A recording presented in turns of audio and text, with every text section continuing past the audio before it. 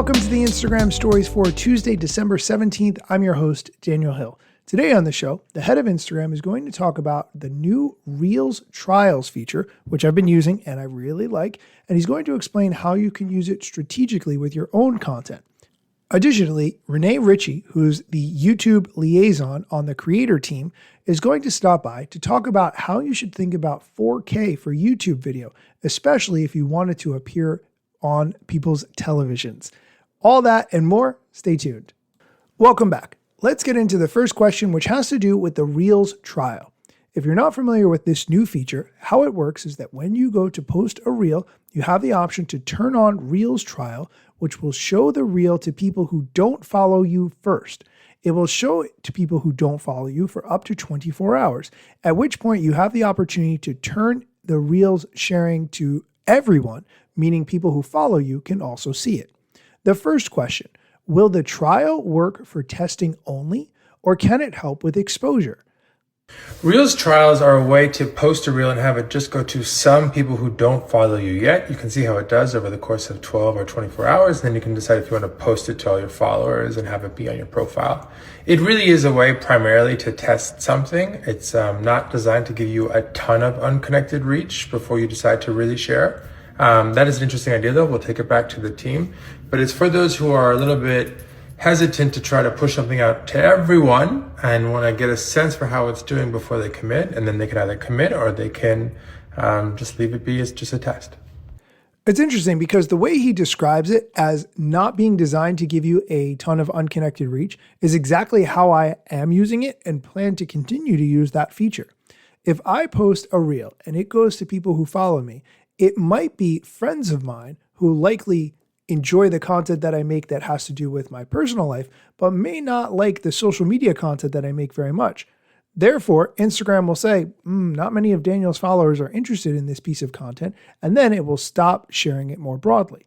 Using this reel trial gives me an opportunity to post a piece of content that's about social media and have it go to potentially people who don't follow me, but who are interested in that content. And that is something I absolutely want.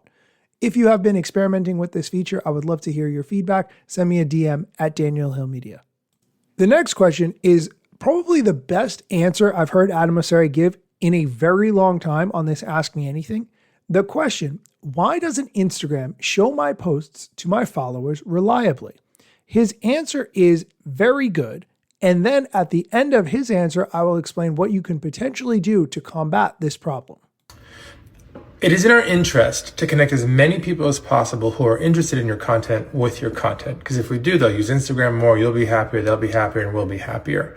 But one of the things that I think people misunderstand is what's actually possible. So let's say you have 1,000 followers. It could be that 300 of them don't even use Instagram anymore if you've been on Instagram for, let's say, 10 years. So you're already down to 700.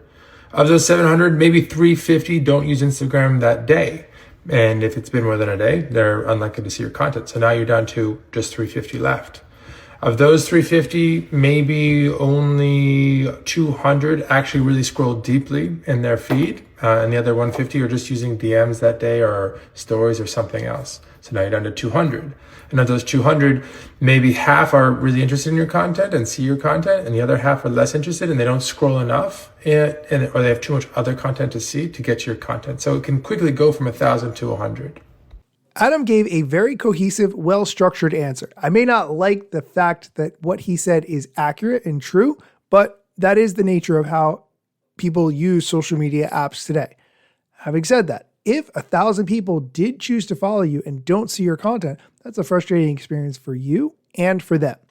There are some things you can do to combat that. First, people who follow you can turn post notifications on for your content. They can turn that on for stories, posts, and when you go live. Additionally, you can share your posts to your stories. So if somebody didn't consume any reels that day, but they did consume stories, they would have a good chance of seeing your content.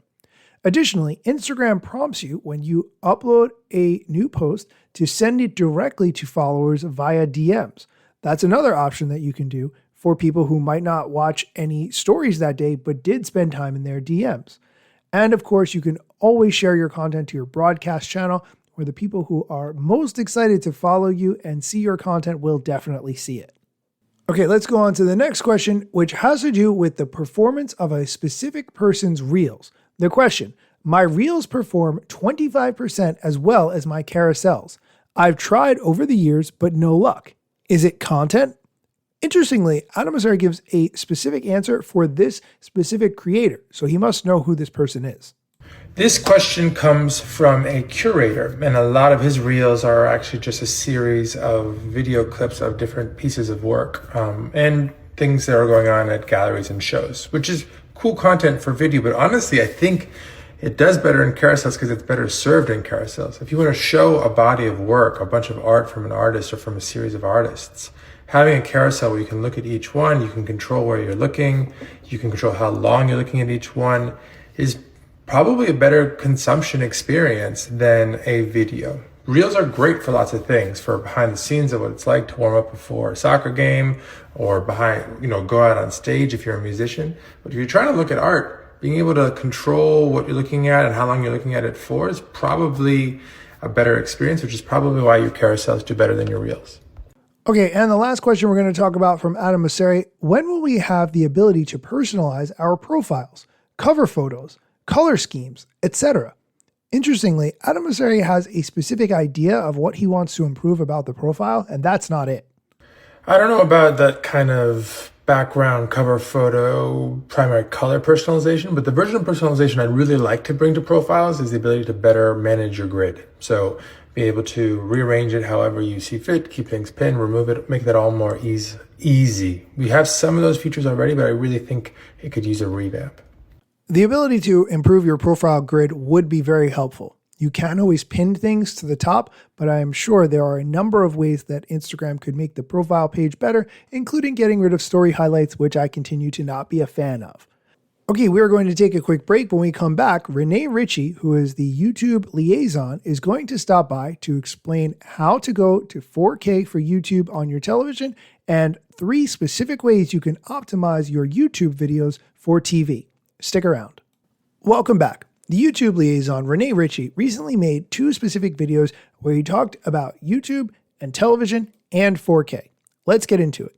The first one: 3 big ways to optimize for YouTube on TV. Here's the clip. Pop quiz creators, how much of your audience is on TV? Go to YouTube Analytics Advanced Device Type to find out. But don't just look at the views, look at the watch time. And if you want to make the most out of YouTube on TV, here are some of the things you can try. 1. Be sharp. Not everyone cares about extra crispy 4K video and 720p thumbnails, but those that do really do. And pretty much every phone and camera shoots in 4K these days anyway, and all those extra pixels really do look extra good on the big screen. 2. Be bingeable. If your audience is already watching on TV, give them more to watch. Don't artificially pad out your videos, that'll just get you skips, but lean into longer, more compelling stories and series of related videos that not only get people watching, but keep them watching. 3. Be browsable. Channel pages on TV are especially epic, so make sure your home tab features sections that put your freshest and most popular videos and playlists right up top.